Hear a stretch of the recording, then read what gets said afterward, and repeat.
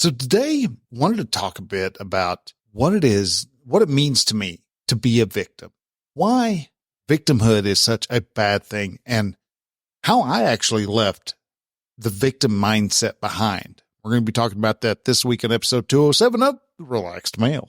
This is The Relaxed Male, a show that comes to you each week helping men to remove the nice guy from their life so they can actually live their life on their terms. Join the host, certified coach Brian Goodwin, as he helps men step out of their heads and become free from the thoughts that bind them. Hey man, hello and welcome to The Relaxed Male. I'm your host, Brian. I'm a certified men's coach who assists men who are just neck deep in the suffering in their life. Men who are going through things like their divorce or just normal day-to-day struggles. Life can come at us fast, and sometimes we become just so overwhelmed in what we're doing that we don't know what to do next.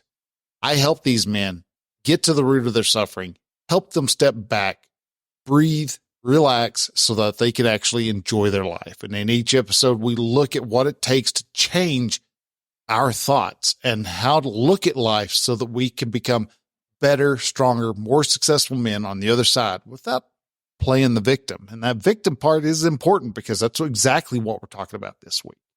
But before us jump into that, I wanted to say hello, everybody who's new. We're still getting new guys coming in. And it's amazing that every time I look at the stats and I see that, yeah, we've got a few new people, got a few new listeners.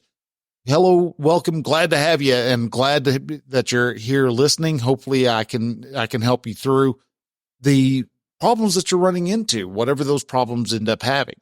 And today we're talking about how I left the victim behind, why I do not like the victim, why the victim is such a problem for us men.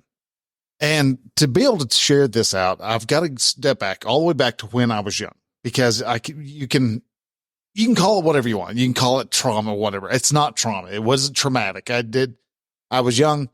Didn't really notice, but at the same time, there was things that we do want to apply, and what modern psychologists, psychiatrists, and folks who are trying to help out want to call this traumatic occurrences. And like I said, I do not agree with what the term is, but when I was young, and when I say young, I mean young, like 2 years old. My mom and dad got a divorce, and opposite of what we are used to, my dad actually got custody of me. Now, why? Honestly, I don't know. I've not asked. One of the reasons is I don't know if I'm really prepared to hear the answer, because it could be that my mom's like, well, I'm going to be living in Dallas. I didn't need to have a baby holding me back. I needed to get things going. Your dad had, already had a family set up in our hometown. And so I just thought it would be better for you to be with him. I'm sure whenever I was younger, I asked, but as I'm older now, I really don't recall ever actually asking. And like I said, I really don't think I want to know the answer, though I am curious as to why. But anyhow, that's, that's a little bit of a sidestep, but my dad got custody. All right. And I remember us moving to another, actually to a whole other state. And we're there for about 4 years. And from there, we ended up moving back over to my hometown. And that's where I was until I turned 18, 19 years old and moved out of the house and started living on my own. Through those events, I had a grudge. All right. I know I was an angry young man. Why?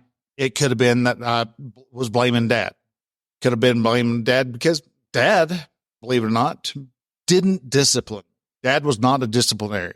From what I understand, it was kind of the same in his household when he was a child. He wasn't, granddad wasn't the one who disciplined the kids. It was mom. Again, I wasn't there. This is way before my time, so I honestly don't know. But I'm just kind of going off of what I have heard. I could have also been angry because mom left, didn't bring me. All of a sudden I had this stepmom come in. So I could have been angry at my stepmom. It could have been all three of them. It could have been at the fact that my family wasn't what I thought a family should have been. I could have had that model of running that owner's manual, or that manual of this is what a family should be. It could be all from all of it. It could be from none of it. It could have been just me. And in all reality, that is actually where it all came from. I was angry because of the thoughts that I had. Now, those thoughts, right or wrong, though, that's always up for a discussion. That's why they're thoughts and not circumstances. But I did stuff. I was very hard-headed whenever I was younger. I know that I ended up essentially getting a teacher fired because I refused, and that was the proper word. I refused to do what she wanted me to do. She wanted me to finish a math assignment, and I wasn't going to finish the math assignment. And it became a battle of wills. And I was strong-headed back then. I was not going to do that. And it was a matter of she setting up a timer. I got a couple of them done. Awesome. But if I had to get all of them done. And so if I didn't get all the problems done, me and her would go to the principal's office, and I would have a piece of wood laid against my backside, then go back, and she would set the timer again. And I had to get it done. If not, then I would go back and rinse and repeat until I got it done. This was an all day event. And I could place blame and place the point of finger at, hey, it's my dad. He never disciplined me, or the teacher she just didn't know how to teach. But if I really boiled everything down, it was me. I wasn't being quote unquote abused. I was being a little turd muffin and was not going to do what was required of me. And this happened, time and time again throughout my whole school career. Now, it wasn't to that extent where I was getting like 57 swats in a day, but it was a matter of, I had my mindset that I was going to do something. And if it didn't happen, then I was not going to assume to be responsible for whatever the outcome was. And that outcome being grounded, being in trouble in whatever manner that I was. And I'm from first grade up to about sixth grade, actually about first grade up to about fourth grade. In fifth, sixth, seventh, and eighth, I still got swats, but it wasn't a regular, all right, once a week, I'm getting marched to the principal's office because of something. But it was, because I left something out in gym. So to be able to get it back, I left my jock strap sitting out after gym class. To get it back, the coach required a payment. Payment was a lick off per item off, on your backside. So I get a SWAT for, leaving a football helmet out, or leaving a jersey out, or leaving, like I said, jock strap or shoes or whatever. And shoes were 2 SWATs because that was 2 separate items. So as I went through all that, I still kept the whole line of, it's not my fault. It's not my fault. Their teacher was being mean or whatever. Everything else that was happening to me wasn't my fault. And I grew up into that. And whenever I got into college, it was still that way. My roommate was being an asshole because I didn't have the money. He made more money than I did. And yet he was demanding money from me. I was wanting to play the victim. Though we agreed we were going to split the bills down the middle. Okay. That meant that there's going to be times that all I could afford, all I'd have left after paying all the bills and stuff, and after Uncle Sam took their cut, was, $5.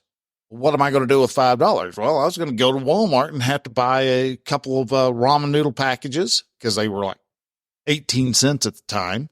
And if I, or if I really wanted to splurge, I'd grab some lettuce and bread, and I could have lettuce sandwiches for the week, and hope that somewhere along the way, roommate would buy some pizza and I could have the crust. There was a lot of survival mode. And I did a lot of growing up in that time. But at the same time, I still planted myself firmly into the victim mindset. It was not my fault that I didn't make as much as my roommate did. It was not my fault that, that this was happening or that was happening. And as I got older, the lack of responsibility that I was making kept showing up. This is when I started to realize, hey, I haven't been made a manager yet. I haven't been promoted to a level that is higher than just regular lowly grunt type of work. I worked at, in tech support, and I stayed in tech support. I worked as a elevator in an elevator and a grain elevator, and stayed as the guy who froze his ass off in the grain elevator in the wintertime. I'd sweat myself stupid in the summertime.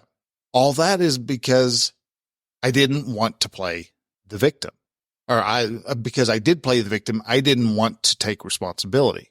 And lack of responsibility, one of the wild things that happens is when you're not taking responsibility, you're not taking responsibility for where your life is going.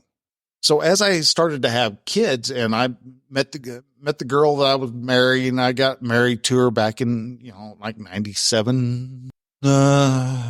Kill me, Jana, if you hear this, but I would, as the kids started to come in, we had our dreams, and we talked about our hopes and aspirations and things like that. And we always had these going on. We were like, oh yeah, we're going to do X, Y, and or Z. But again, I didn't want to take responsibility for my actions. And in doing so, caused me to not have any direction in my life. And I did that until about the time I turned 40. And that's when I had the crisis. A lot of people want to call it the midlife crisis. And that is where all of a sudden you look back and you go, wow, I haven't done crap in my life. I haven't done anything. And that was one of those times where you're like, oh, smokes. I mean, yeah, there's a lot of stuff that I could have been doing in that time. I was wanting to take my kids down to the Guadalupe, go camping. I wanted that to start becoming a regular staple in our life. Guess what? It didn't ever happen. It didn't happen until like 2021 that we didn't ever actually first finally go down to the Guadalupe and let the kids experience the Guadalupe and go tubing and stuff like that. That is 20 years, or almost 20 years, behind schedule. Never taken them camping. I was always had the line of thinking that, well, we'll get to it someday. But, around the time I got to turning 40, I realized that there is only 7 days in a week. There's a Monday, there's a Tuesday, a Wednesday, a Thursday, a Friday, a Saturday, and a Sunday. Nowhere in there is a someday. And someday never happened. It would never came. One day is just a word to talk about. Well, one day I'm going to do this. No, you've got to start looking at life as this is day one of me doing this. Not one day am I going to do this, but I am going to do this starting day one, today.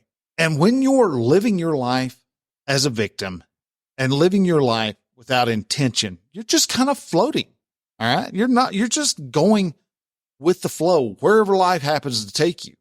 Try getting your car out of the driveway, much less down the block to the grocery store without having a direction. All right. Without grabbing a hold of the steering wheel, try to get yourself to go someplace. First off, you got to know where you're wanting to go. So even then you're blowing the whole scheme out of this whole idea out of the water, because at least you know where you want to go. I want to go to the corner store. I want to go down to the convenience store. Most of us don't even give us have that much of an inclination.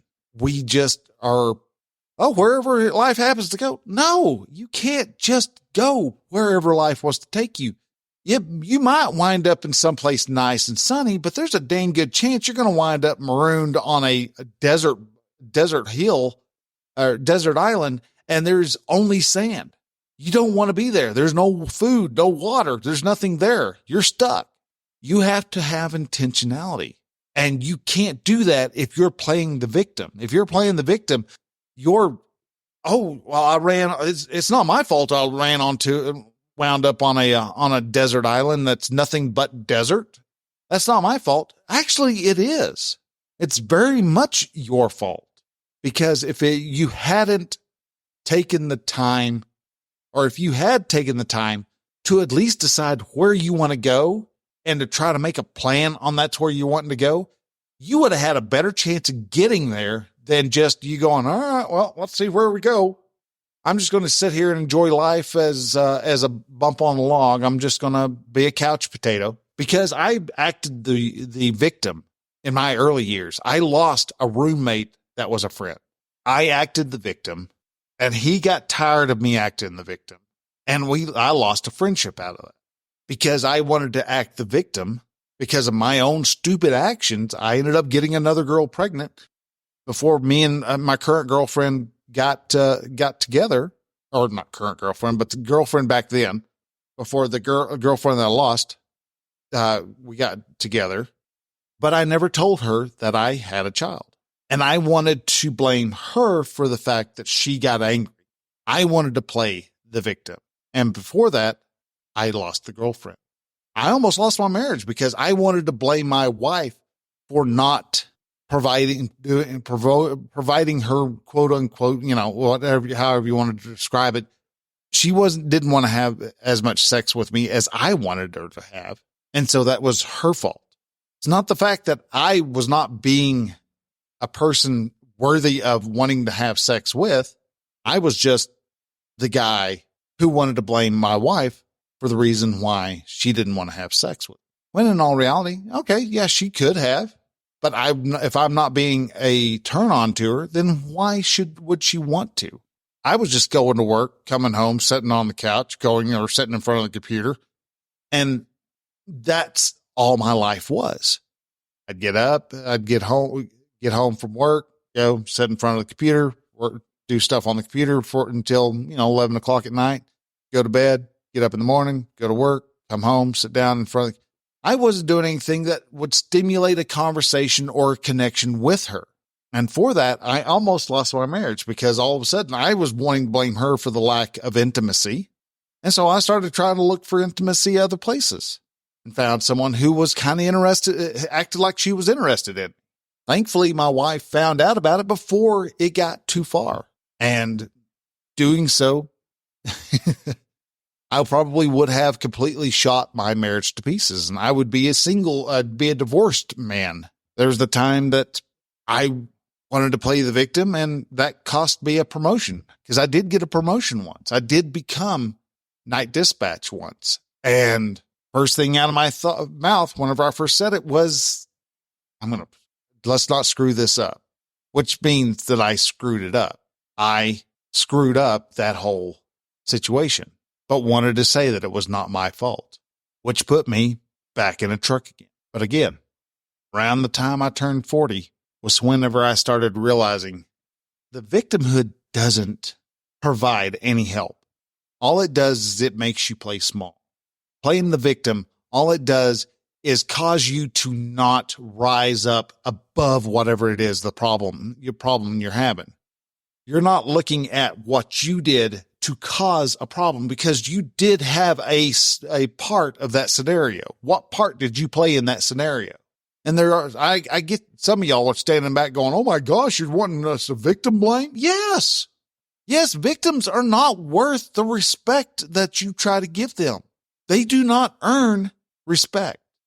Victims are victims for a reason, because they do not want to learn from their experiences. The victim is always going to be a chain tied to you. You're not ever going to get ahead by playing the victim. When you stop playing the victim, that's when all of a sudden you can start really stretching those legs out and start running and running good, long and hard, but you're not going to be able to while you're hobbled. So you want to stop being hobbled. You want to stop playing small. Start accepting responsibility for your actions, all your actions. Even if you don't think the results of what happened to you because of those actions are fair. It's not about you. All right. You had a part to play. You played it and you played it wrong. Accept the fact that you did. Accept the fact that you can learn from it. The sooner you learn from it, the sooner you grow from it, the further down the road you're going to get, the more accomplishments you're going to have. But to be able to do that, you first have to decide, I am not going to be a victim anymore. I refuse to be a victim anymore. And that doesn't mean you have to fight back. It just means you're going to start taking responsibility for your whatever actions you incurred, which can be at times a bitter pill to swallow. But it's something that once you start doing and once you start realizing the freedom you get from stopping the whole I'm a victim, the better your life becomes, the better your family's life becomes, the better you start acting, and the sooner you stop being the nice guy and you start acting like a man and you stop playing the victim, the better life becomes down the road. So I recommend and I suggest and I encourage you to start taking responsibility. Yeah, that's my fault. Yeah, I did that. That's on me. You tried doing something and the team didn't accomplish what it was. That's your fault. What? How's that possible? You didn't convey to them the importance of whatever. When you can do that and you can start standing up and taking responsibility, the sooner the team around you will actually start taking what you say and taking it to heart and start putting more energy behind their actions because they know they've got a leader who's got their back. They know that the leader is not going to toss them under the bus for the sheer fact of tossing them under the bus. When you can do that, you're going to be free. You're going to start making accomplishments. You're going to start making strides into getting closer to your goal than you've ever decided before. If you want help doing this, reach out to me. Go to relaxedmail.com/coaching. I can help you stop playing the victim. I can help get that victim mindset and get it shoved out of the way, get it folded up, thrown in the trash, and help you turn your back on it. Help you turn your back on the person without the disrespectfulness of the victim so that you can start becoming a respectable man. You want help with that? I can help you with that. You want to learn how to stand taller and help you to find the success that you desperately wanted to have. I can help you with that. So guys, if you're interested, go to relaxedmail.com/coaching. Now, one little special thing that I do want to say. Now, I know I just mentioned the coaching, but right now I am running a little special. This is a once in a lifetime special from me. I've got 5 places and that's it. If you want 6 months of weekly coaching from me, shoot me an email, Brian with a Y at relaxedmail.com. That's mail as in a dude, relaxed mail, MALE.com, and mention that you want to be one of the 5 people who receives free coaching. Yeah, you heard that right. Free, as in it's 100% off. As soon as these 5 people are taking their spots, that offer is gone for good. Never coming back. Never going to return. Next offer that I make like that, it's going to be 5 people, 95% off. And then it's going to be 90%. This is going on until I hit the full price. The full price is a $6,000 package. So it's going to be 95, 90, 80. Then it's going to jump up to 60% off. 40% off, 20% off, then 100% the full value. Now the others, the little 20 and 40% items, they may crop up from time to time. I may just feel generous, but this 100% off part, the 90% parts, never going to happen ever again. So if you're interested, you want to have some coaching done, you've never tried coaching, would like to try it, this is the time.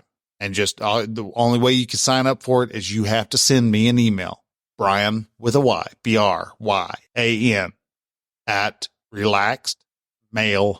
If you're having problems, I will even accept if you go to relaxedmail.com/contact and contact me that way. And we'll have a conversation from there. So guys, with that, I want to thank you very much for listening. If you have any questions, please ask them at relaxedmail.com.